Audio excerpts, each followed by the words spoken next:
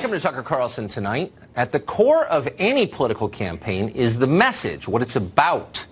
What exactly are next Tuesday's midterm elections about? Well, on the one side, it's pretty clear. Donald Trump, who's the leader of the Republican Party and in effect its only spokesman, says that a vote for Republican candidates is a vote for secure borders and against crime and chaos. You don't have to believe the president when he says this, but that's definitely what Republicans are running on. What are Democrats running on? That's less clear. Against Trump, certainly. Democrats talk about the president even more than he talks about himself, which is a lot. They don't like him at all. Fine. But despising someone isn't really a platform or a path forward. At best, it's a reaction. What are the ideas that unite the Democratic Party right now? Well, for the answer to that, we go to the other cable stations, which over the past couple of years have come to function much as the DNC used to function, as the Democratic Party's brain trust and mouthpiece. If you want to know what Democrats are thinking, watch CNN and MSNBC. Last night was especially instructive. Here are two contributors to MSNBC. One writes for the New York Times. The other is a professor at Princeton, which is an Ivy League college in New Jersey. Both have impressive credentials. Both are considered deep thinkers by most of the other people in this country who think of themselves as intellectuals. Watch as they explain what they've learned since the 2016 election. What I did wrong in 2016 is I overestimated white people. I didn't think white people would put him in office. I'm not willing to let white voters off the hook. I think that they, like the rest of us, should be treated as adults. And I think that there are a large number, I would say a majority of white Americans in this country who are not just Democrats, but who are people of conscience, who are good Americans. And I believe that they need to move from saying, well, I don't like his tweets, but, you know, the economy's doing okay. They need to move from there to reality, which is that we have a white nationalist president who's a threat to American democracy. Now, there was a time, not so long ago, just a few years ago, really, when language like this was considered textbook race hatred, even by liberal Democrats. You weren't allowed to blame entire races of people for anything. You weren't even supposed to think of your fellow Americans primarily in terms of their race, and skin color is one thing that nobody can control. To paraphrase a longtime liberal hero whose ideas are now ignored, what matters is the content of a person's character. But not anymore. Now, the opposite is true. Identity is everything. Here's CNN's Don Lemon on Monday night. So we have to stop demonizing people and realize the biggest terror threat in this country is white men, most of them radicalized up to the right. And we have to start doing something about them. There is no travel ban on them. There is no ban on, you know, they have the Muslim ban. There is no white guy ban. So what do we do about that? We have to start doing something about them, these people of a certain skin color. That's what Don Lemon said. Now, before you get too outraged about that and stop watching his show every night, keep in mind that Don Lemon is a cable news host. He's on television 5 hours a week live. He's bound to say something indefensible once in a while. They all do. We can actually vouch for that, having done it ourselves, unfortunately. But here are the rules. When you say something awful that you can't defend, don't try to defend it. Apologize. Explain what you meant and move on. Vow to do better. That's a rule for life, not just television news. We all learned it as kids. On the left, though, it no longer applies. Here's what Don Lemon said last night about his remarks on Monday. I said that the biggest terror threat in this country comes from radicals on the far right, primarily white men. That angered some people. Their analysis shows that for every 8 deadly attacks by right-wing extremists, there were 1 by left-wing extremists. Those are the facts. So people who were angered about what I said are missing the entire point. We don't need to worry about people who are thousands of miles away. The biggest threats are homegrown. If you didn't like what I said, that's your problem. You'll notice the lack of contrition. When Don Lemon said we have to start doing something about Americans of a certain skin color, it turns out it wasn't a mistake. He meant that. He didn't apologize because nobody in his world asked him to. They're all saying pretty much the same thing. This is now a common view in the Democratic Party. It's one of the things they're running on. Now, lots of Americans won't like that message, obviously, but Democrats are not concerned about that. They no longer care what those Americans think. They've given up on trying to represent them, and that's why they fight harder to defend birthright citizenship for foreigners than they ever fought to protect American citizens from heroin or plunging middle-class wages or privacy-destroying tech monopolies. They know who their constituency is. That also explains their sudden sympathy for lawbreakers over everyone else. You already know about the Democrats' demand that America ignore its own immigration laws, but it's gone far beyond that. Elizabeth Warren, who's a senator from Massachusetts and is running for president in 2020, has condemned our entire criminal justice system as irredeemably racist. Meanwhile, the Hollywood Senate candidate Beto O'Rourke agrees with that. He's called our justice system, quote, the new Jim Crow. He accused cops of shooting people based on their skin color. Now, he offered no evidence that cops do shoot people just based on their skin color. He didn't need to because he just knows it's true. Meanwhile, Democratic cities around the country have decided that laws against crimes like shoplifting and public urination and others can no longer be enforced because that would be racist. Now, the result of all of this is inevitable. It's always the same everywhere. More crime. And you're already seeing that in many places. Turns out the victims are not cloistered rich people like Beto O'Rourke. They're normal people of all races. Crime hurts everyone, but it tends to hurt the poor the most. If that's occurred to Democrats, they haven't mentioned it. They're feeling good about themselves right now. They know they're likely to win back the House on Tuesday, and they're feeling vindicated, more self-righteous than ever. We searched long and hard today for a piece of tape that could sum up the Democratic worldview right now. And we found this. It was shot by a network cameraman covering the president's trip to the Tree of Life Synagogue in Pittsburgh this week. The protester screaming at the president happens to be a Presbyterian minister. Watch. It's not about you! Let the families grieve! This is our neighborhood! You are not welcome here! You don't belong here! This is our neighborhood! We welcome everybody here! You're not welcome here. We welcome everybody. Well, that's pretty much the whole Democratic message right there. Will it work? Maybe on Tuesday, maybe for a little while. Angela Merkel tried it in Germany. So did the people who until recently ran Brazil. But ultimately, their countries rejected that message. Voters want you to care about them. It's their country.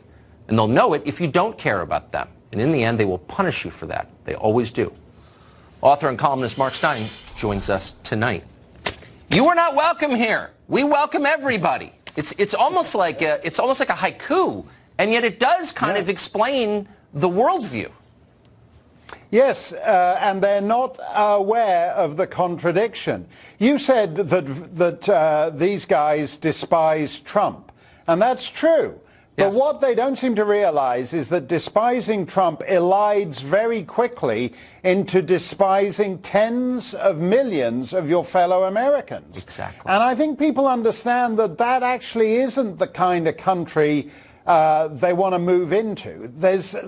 What a lot of these people seem to enjoy is the frisson of civil war on the cheap, as it were. In other words, you can divide yourself into warring tribes without actually having war, without actually torching and burning each other's villages. And they get a kick out of it. It's a sign of decadence, because normal politics, which are boring policy differences and not terribly exciting, are insufficient to them these days. So they want to have this kind of frisson that they're somehow living some epic primal life by yelling at the president from the streets in what is supposed to be some kind of dignified remembrance of 11 dead people. She should be ashamed of herself, that woman. But she's not, and I think the Cedar warden at her church basically blamed everybody else but her. But I wonder if this kind of politics works. I mean, look, I don't think there's anything wrong with not liking a politician, even despising a politician. I've certainly felt that way. But when you say out loud that you hate his voters and you hate, almost half the country, and you prefer people from other countries, in the end, I don't think that works as a political message, does it?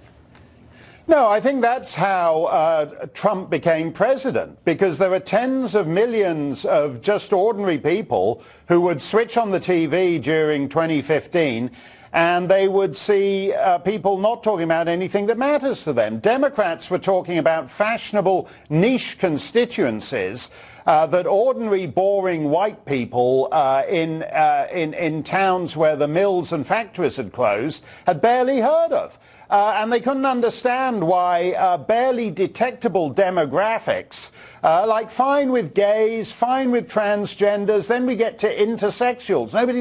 Most people have never even met an intersexual, questioning. They don't know what it is. They don't understand why these people matter, and tens of millions of ordinary Americans don't matter. They don't understand why foreigners who simply want to walk into your country have more rights than people who were born here and have been citizens of the United States all their lives. That's how Trump came along. And Don Lemon and people don't realize that that they're partly responsible for Trump. Yeah. And so when he starts talking about white men being terrorists, the distinguishing feature of a terrorist is not that he's a white man. That's actually demonizing, as you say, half the country. But Don Lemon, they don't seem to have learned the lessons of the last 2 years. If you want more Trump, this is how you get more Trump. Voters want leaders to behave as parents do with a family. You love your children. You don't love your stepchildren more. And if your kids know that you hate them, they're going to punish you in the end, I think. Anyway, thank you very much, Mark Steyn. Very wise. Thanks a lot, Tucker. Thank you. Great to see you. Well, projection is, of course, the defining fact of the modern left. On virtually every issue, they attack their opponents as what they are. They call them racist, even as they denounce half the country for its skin color. Kansas gubernatorial candidate Chris Kobach is the latest person to learn that lesson the hard way. Over at CNN, Jeffrey Toobin says that because he dislikes Kobach's views, Kobach is, of course, a bigot. Here's part of it. Chris has devoted his career to stopping black people and poor people from voting. I mean, that's been your goal for decades. That is an outrageous accusation. Well, it's completely true. That is an absolutely outrageous accusation. I mean, so if you like photo ID, you're trying to stop people of color from voting? Absolutely. That is outrageous. Absolutely. Chris Kobach joins us tonight. Chris, thanks a lot for coming on. So is there an argument that, and we've done this topic a couple of times, but I don't fully understand it. So the idea is what you just said. If you're trying to make certain that people vote legally and ask for ID, that's an act of bigotry. What is flesh out that argument, if you would. I don't understand it. The argument itself is a racist one. The argument is that somehow because of your skin color, you are less likely to have in your wallet a photo ID, or you're less likely to be able to go to a government office and get a free photo ID. It's a ridiculous argument. It's been disproven empirically in state after state. But the hard left, and now increasingly the entire left, keeps making the argument. And you know, Tucker, I went into that debate, that program, thinking we were going to have a cordial debate about birthright citizenship. But as soon as Jeffrey Toobin started losing the argument, he just out of the blue says, well, you've devoted your career to stopping people of color from voting. It's crazy. You're a bad person. And it just showed how weak. But I wonder why, I mean, since ID is required for everything. I mean, you can't cash your paycheck. You can't get on an airplane. You can't stay in a hotel or rent a car. I mean, you can't get into buildings without an ID. So why does no one ever call those laws racist, I wonder? Well, because maybe they aren't racist, and maybe it's not racist for your bank to insist on an ID when you cash a check. But of course, they pull this out of nowhere, and they don't realize the inconsistency that you just pointed out, and that my 12-year-old daughter could have pointed out to them. They just, you know, it must be racist. Never mind that it's an incoherent statement. I wonder, I mean, this is probably not the first time you've been attacked this way, and the presumption is that the person attacking you knows what you think, because somehow has X-ray vision and can see your heart, and knows what your feelings are, which is insane. But beyond that, it has kind of short-circuited a rational conversation about the integrity of our elections, hasn't it? It absolutely has. I mean, even to suggest that voter fraud exists, which it does, and we've prosecuted many cases in my office as Secretary of State in Kansas, to even suggest that it exists is racist, just like they've short-circuited the immigration debate. If you want to enforce our laws, you must be a racist. If you want to stop the caravan, you must be a racist. I mean, it just cuts off the debate completely when you attack the person making the other argument. I tried to buy Sudafed for my kids a couple of years ago at CVS, and they wouldn't sell it to me because I didn't have an ID. I'm waiting for people to picket CVS for its racist Sudafed policy. Do you think that'll happen? Don't hold your breath. It's unbelievable. Thank you, Mr. Secretary. Thank you very much.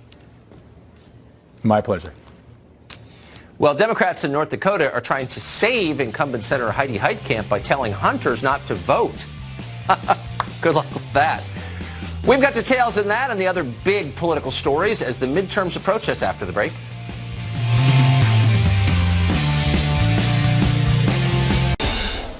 Well, fewer than 120 hours remain before the polls close in the 2018 midterm elections. We are counting. It's getting zany out there. In one state, Democrats are trying to discourage hunters from voting. In another, the pro-abortion lobby is telling us that abortion is good for kids. To help investigate these stories and several midterm races, Lisa Booth, the Independent Woman's Voice, is back with us, as she has been most nights for a long time. Great to see you, Lisa. So good to see you. Sometimes I can't believe some of this stuff is real, but it always gets crazier as we get closer. Hunters shouldn't vote. Tell me about this story. Right. So as you know, North Dakota is Republicans' best pickup opportunity this election cycle for the Senate. The Republican there, Kevin Cramer, has been up about 11.4% in the real code politics average. So it looks like the Democrat Party is trying to pull out all the stops to make up some ground. So they have been running ads on Facebook saying hunter alert. And basically what these ads are telling voters is that if you vote this election cycle, you may lose your out-of-state hunting license. And if you click on these ads, they basically take you to either the Democrat Party's website that is essentially reiterating the same thing, or a landing page on Facebook that just has the logos. And why this is important, the Department of Game and Fishing, they've reached out to them, and they've essentially said that they have no idea what the Democrat Party of North Dakota is talking about. The Secretary of State has said the same thing, and Heidi Heitkamp had actually transferred almost $3 million to the Democrat Party of North Dakota. So she had maybe partially paid for these ads. And the State Party of North Dakota for the Republicans are criticizing Democrats, obviously, for voter suppression. So they've been under a lot of fire for these ads. Pretty hard to intimidate voters. Have you ever been hunters? How great that they're a meaningful constituency in the state. So tell me, of all the Orwellian things I've heard recently, and I've heard a lot, war is peace, love is hate, I mean, you hear it every day, but abortion is good for kids. This is the case that the official abortion lobby, the industry lobby, NARAL, is now making? Yeah, so that's what they're making. So essentially what they did is they sent out this tweet saying the research is clear. Restricting abortion access doesn't just hurt women, it also hurts kids. And what they do is link to an LA Times report about a research done from a demographer out of the University of California, San Francisco. And the argument that this woman is making in her research is that 60% of women have children that have abortions, and 1/3 of them have abortions because of the children that they already have. So somehow the children they already have are going to end up in poverty or be disadvantaged if this woman is not allowed an abortion. If they have siblings. My reminder to them, or my message to them would be, you know, maybe if they want to help children, they should get out of the abortion business. No, it's one of those studies like, no, carjacking helps drivers. No, it really does. It's just you're not smart enough to understand how. Lisa, thank you. Thank you, Tucker. See you tonight. Dana Perino hosts the Daily Briefing. She's on the 5 every night. One of our favorite people, and always flies at 35,000 feet and is the person we go to for the overview. So what is this series of races? Not one election, obviously. It's many elections. But what are the main themes on both sides as of tonight, would you say? Well, I would say the closing arguments, if you really just had to boil it down, you saw President Trump today in the Roosevelt Room, and I think chosen that site for a very specific reason. He was wanting to give a policy-specific speech, not a rally. He wanted to talk about immigration. So that is what he has decided is going to be his closing argument going into Tuesday. Democrats, on the other hand, are talking about health care, and it could help them win back the House because, you know, the Republicans ran on it in 2010, 2012, 2014, 2016. They won it all, and they didn't deliver on what they said they would do. And I think the Republicans have missed an opportunity to talk more about health care because, believe me, the Democrats are not just going to talk about it in 2018. This is going to be a major topic in 2020. Their policy, Medicare for all, not that popular. In a popular vote, however, if you ask people if they want single-payer health care, Obamacare more popular today than it was at any other time previously. We have a serious problem in this country. We could have two conversations, one about immigration and one about health care, but we better start having them quickly. People are terrified by the cost of their health care. And, you know, we can debate the solutions, but if you ignore that, I agree with you. I agree with you completely. Because they think about it personally. Like, it is true. Chuck Blahhouse, over at the Mercatus Center, he did the study. $32 trillion to pay for Medicare for all. That's a huge number, and Republicans keep driving that home. But you know what? If you're an individual, you're a family member, you're thinking, well, $32 trillion, you can't get your head around that. But I do know that if I get sick, maybe my business doesn't help me pay for health care. What if I end up going bankrupt because of my medical bills? That stuff is very real, and I think the Democrats knew that from the beginning, and they have singularly focused on that. They will not talk about border security. They are focused on health care 100% to the Republicans' detriment. So do you think, I mean, look, I personally think, speaking for myself as a non-economist, that Medicare for All is insane and it won't work. However, I also watch the Republicans who seem duty-bound to defend insurance companies and drug companies, and I'm wondering, how long is that going to last? Will you see Republicans like strike a middle ground? Like, you don't have to toe the line of the insurance companies. It's possible, but you know, President Trump last week, the administration put forward this idea of having the government basically put price controls on pharmaceutical drugs. That's right. Lots of European countries do that. I think it's a terrible idea, and I think you'll see conservatives say, wait, we're not actually for that because it hasn't worked elsewhere, but it sounds good, right? It's quite popular. And maybe they'll be able to make that case. Let's just say that the Democrats take back the House. Is Nancy Pelosi going to pass on an opportunity to put price controls on pharmaceutical drugs if President Trump is offering that? I mean, that would be quite remarkable if she doesn't want to do that. Just like, would they pass on the ability to give amnesty to the Dreamers and for a little bit of border security? I mean, I think Americans want some sort of compromise. But I got to tell you, Tucker, between 2018 and 2020, if both sides go into this closing argument on immigration and health care, and they both do okay, the Republicans keep the Senate, the Democrats take the House, what do you think people are going to run on in 2020? Probably Trump. The same thing. No, it'll be the same thing. It'll be more of the same, because nothing will get solved. It'll be immigration and health care. And also Dana Perino, great to see you. Thank you for that grim window into the future. President Trump trying to alter America's asylum policies to slow down illegal immigration. 22 million people here legally as of tonight. Just a quarter century ago, Democrats would have applauded that. A lot has changed. We'll tell you what after the break. Asylum policy in response to the approaching migrant caravan coming up from Central America. Under the new plan, people caught sneaking across the border illegally will not be allowed to claim asylum. That announcement comes shortly after the president suggested he may try eliminating birthright citizenship through an executive order. Now, amazingly, we just learned this, the president's rhetoric on illegal immigration puts him in league with a well-known former Democratic Senate Majority Leader. That would be Harry Reid. Watch this. If making it easy to be an illegal alien isn't enough, how about offering a reward for being an illegal immigrant? No sane country would do that, right? Guess again. If you break our laws by entering this country without permission and give birth to a child, we reward that child with U.S. citizenship and guarantee of full access to all public and social services this society provides. And that's a lot of services.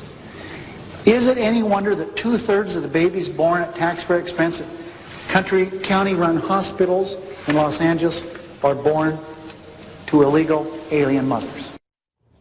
Whoa. Oof, sorry about that. John Summers is former communications director for Harry Reid. He joins us tonight. John Summers, thank you very much for coming on. Good to see you. So have you disavowed that?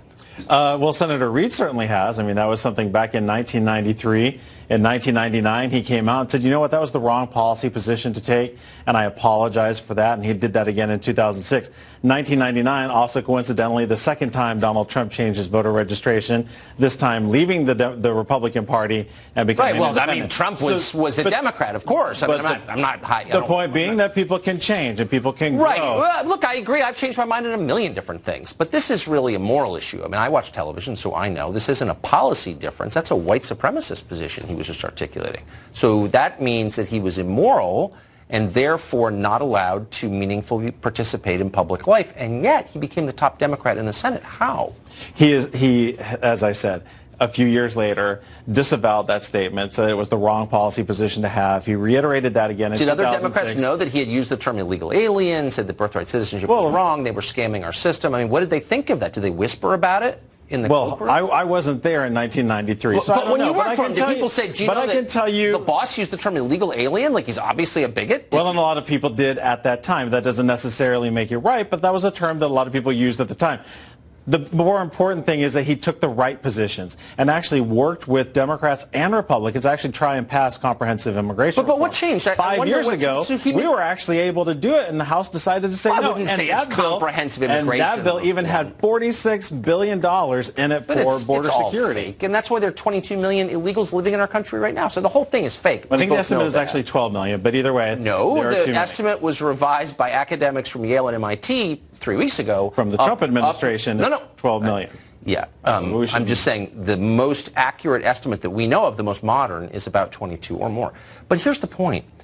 I don't understand what changed. So he makes a pretty tight, rational argument there for denying rewards to people who knowingly break our laws. That seems fair. I mean, common sense would tell you that's not a bad idea. Why did he change his mind? He got to a place where he started to better understand the stories of the people who are struggling, people who we're hearing about coming up in this caravan, who hopefully will use the legal methods to come in and claim asylum for those who choose to do that. So I think he had a better understanding, and that's what leaders do, though, Tucker. They grow and they learn and they apologize for when they're wrong, something that our current president won't do. I used to support abortion and the death penalty in the Iraq War, so I know a lot about changing your views, okay? I used to think everything the Chamber of Commerce said was right. So I've changed my views on everything. I completely agree and I admire that. But I also think it's fair to ask when someone said I changed my views to ask why, specifically why. What did you learn that you didn't know? So he said if people break the law, you shouldn't reward them. And if you do, it's an incentive for more people to break the law. Does he no longer believe that? And this is where spouses actually come in. And after he made that speech, his wife, Landra, sat him down and said, you know, my father is an immigrant. What you said there was wrong. Your position is wrong. But why is it wrong? And that's where he gradually... Okay, so his wife didn't like it. Okay, I get it. But what... No, but help us out so the rest of us can change our views if there's some good reason to. What was the fact that changed his mind? He no longer thinks that rewarding illegal behavior encourages more of it? Again, it's understanding the stories of the people who are involved. Well, what does that mean? That it's going to help understanding America? The history of the 14th Amendment, which, by the way, I mean, it sounds to me like you're actually in favor of Congress being able to decide who gets to be a citizen and who doesn't get to be a citizen. Because that's what the 14th Amendment was established to do. Prevent Congress from deciding who can actually be a resident. No. The 14th Amendment was added 3 years after the end of the Civil War to enfranchise African Americans and to acknowledge what was already true, which is that they're citizens. It was not designed to allow illegals to be rewarded for coming here illegally. But I just want to know, did he conclude... And if you take away the 14th Amendment that says if you're born in this country, you're a citizen, you take that away, then someone else gets to make that decision. No one is arguing for and taking the 14th it away. Amendment was designed to take that away from Congress. Please ask one question. Did Harry Reid conclude, have you concluded, have Democrats concluded, that it's good for America to have people come here illegally and have kids here? Is that, honestly, are you making that case? No, I'm not making that case at all. What case are you I think what we're talking about, what you asked about his changing views, what the case that we're talking about now is if you've got people who are coming in who are subverting the law, not living up to its intent, then that's something we've got to address. But we have to do it how? Well, we have to do it in a legal way. Unfortunately for Donald Trump, he's not king, so he can't do it all by executive order. He's actually going to have to do it through the legal process. Everyone acts like it's only Central Americans. Birth tourism is really a phenomenon of upper income people from China and Russia. So you okay with people coming? Russia's our mortal enemy. We're at war with them, according to the Democrats. You're cool with Russians coming here and having their kids to... No, I actually just told you where I stand. It's the law. So it's the law. If we don't like it, then let's change the law. So would you agree that you're not necessarily a racist if you oppose it? Because that's the position. You're a racist if you're against having Russians scam the system to get citizenship. Am I a racist? I don't think you're a racist. No. Okay. Thank you. I've been absolved of sin by you, and I appreciate it. John Summers, great to see you as always. A women's shelter in Anchorage may have to shut down because it will only admit women. That's next. President, by the way, in Missouri right now at a rally. If news happens, we'll be there instantly, of course. And Josh said it. I won by 20 points. I know the people. I know the because it wants to admit only women who are in fact biologically female. The Hope Center is currently being investigated by the city of Anchorage for allegedly violating the city's transgender non-discrimination law. In response to this, the center has sued. They say the law infringes on religious freedom. Kate Anderson is senior counsel to the Alliance Defending Freedom, which is representing the Hope Center, and she joins us tonight. Thanks so much for coming on. So are we misstating that? Here you have a women's shelter that says we just want to admit women. What is their argument for why they should be allowed to do that? Well, the Hope Center's women's shelter exists to serve women and women who have been abused, women who have suffered domestic violence, sex trafficking, some of the most horrible abuse imaginable. And so to protect those women's privacy and their safety and allow them to heal, the Hope Center keeps their center women's only. But Anchorage is trying to force the Hope Center to allow biological men in to sleep next to these women. So, I mean, I'm a little confused. Where are all the people who make a living defending women, are always telling us they're defenders of women? Have they weighed in? Why is this being left to you? I don't know, but it's so important. I have spoken to some of the women at the shelter, and they tell me the emotional and physical consequences for them if they run into a biological man where they're sleeping. And this all started because an individual who is male but identifies as female came to the shelter wanting to spend the night. He was intoxicated. He was clearly injured. And so the Hope Center paid for his taxi and sent him to the hospital to get the care that he needed. But because they didn't let him into the shelter, Anchorage is now after the Hope Center. I'm just confused. Like Kirsten Gillibrand of New York, I mean, her whole life revolves around protecting women. Here you have a shelter for battered women, abused women, that could be shut down by a city. Has she ridden to the rescue and weighed in on this? Honestly. I haven't heard anybody weigh in to the rescue here, but unfortunately, because of the laws in Anchorage, the Hope Center hasn't been able to speak out much until very recently about what's going on. But the work that they do is so important, and they work with other shelters in the area to try to care for all of the homeless. But their particular role in this is to provide this safe, secure place for women at night. Very quick, as honestly as you can tell us, do you think there's a chance they could be shut down over this? What Anchorage wants to do is to put a biological male in the shelter with these women, and these women are sleeping in a room 3 to 5 feet from each other, and again, these are women who have suffered severe abuse. So that's very problematic and would effectively shut down and take away that safe place that the Hope Center has been able to provide. When this lunacy started, I made 2 predictions. One was, this is going to hurt women, and nobody's going to say anything about it. And both have turned out to be true, except for you, Kate, who are saying something. So thank you. I'm trying. Good luck. Thank you. Time now for final exam. Can you beat the pros at remembering the weirdest things that happened this week? There were many, and that's after the break. So much. That was fantastic. That's it for tonight's final exam. Pay attention to the news each week. Tune in every Thursday night to see if you can best our experts. We'll be right back after the break.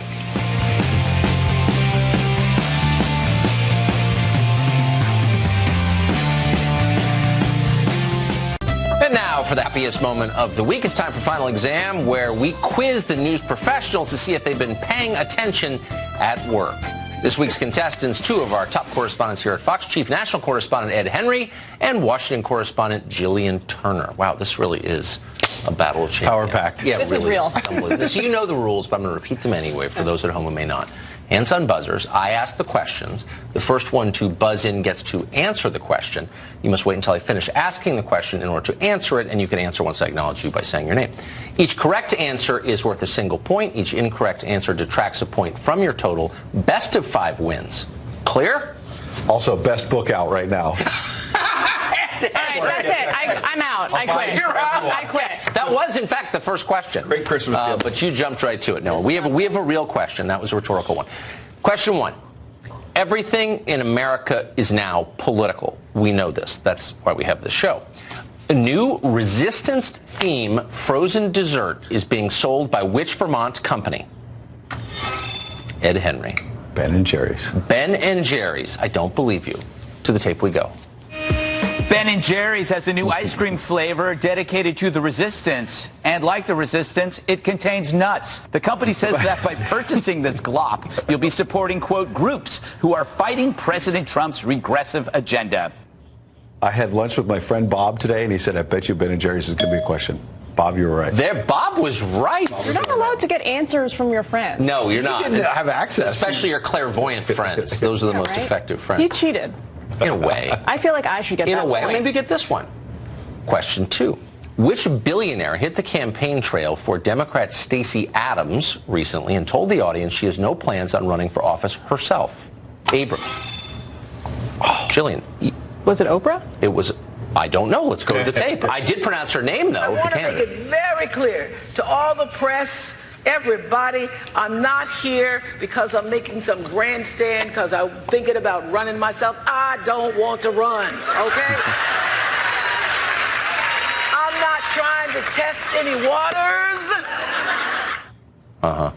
So that was not a rally actually for Oprah. It wasn't just about her. It was about Stacey Abrams, whose name I mispronounced. And you were correct. Question 3. Did I win the quiz? You did. You won. You won. The whole quiz? Not the whole quiz. Just the point.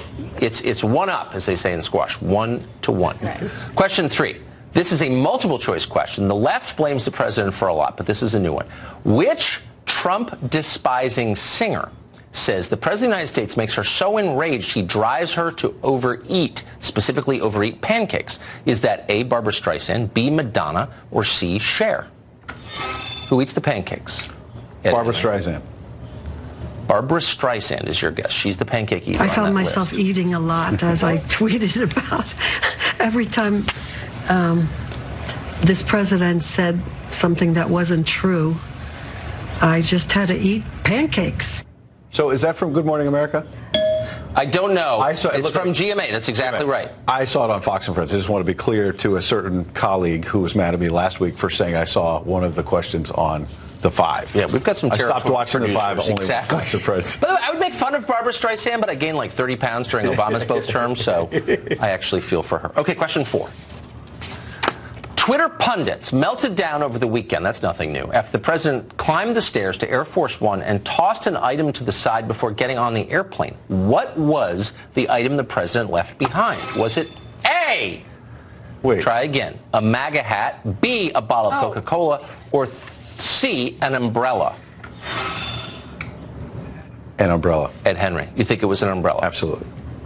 I forgot it was multiple choice. It was multiple choice.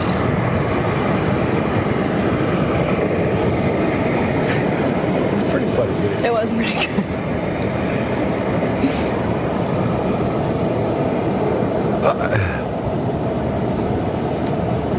Wow. It was indeed an umbrella. You know what?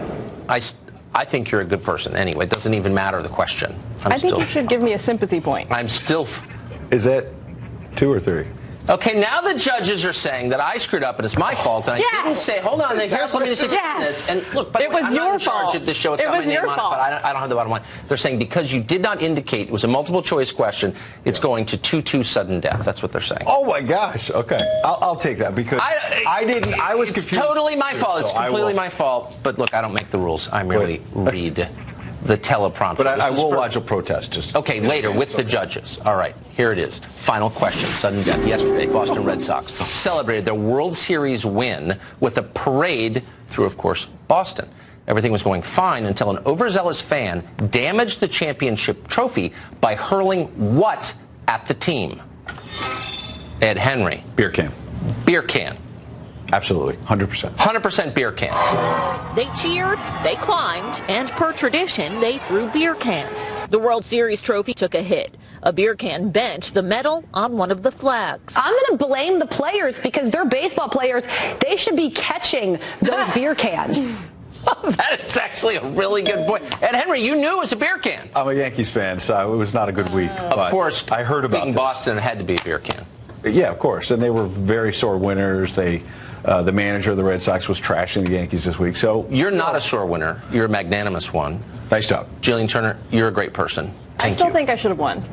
I kind of think that too, but he did win. So you're the you know boss. what I mean? We're not in charge. I'm not in charge. We gave you one. You got to look. I'm not going to get into boss. the rules. If you really wanted me to win, I kind of did, but you know what? The rule of law prevails on this show. Available everywhere.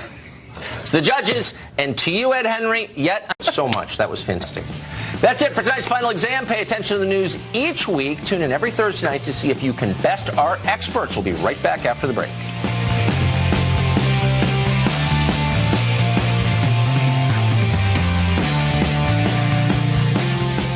And now for the happiest moment of the week. It's time for Final Exam, where we quiz the news professionals to see if they've been paying attention at work.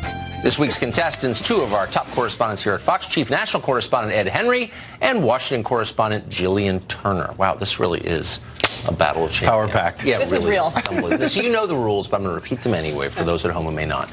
Hands on buzzers. I ask the questions. The first one to buzz in gets to answer the question. You must wait until I finish asking the question in order to answer it, and you can answer once I acknowledge you by saying your name. Each correct answer is worth a single point. Each incorrect answer detracts a point from your total.